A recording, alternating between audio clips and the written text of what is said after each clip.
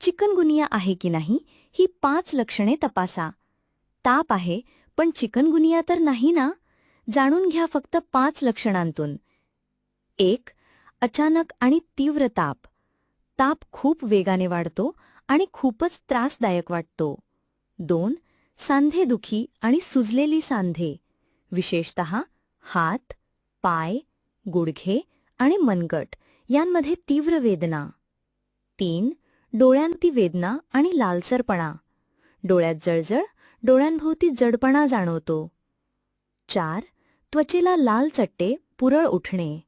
चेहरा, पाठ, हातांवर रॅशेस दिसतात. 5. थकवा आणि अशक्तपणा.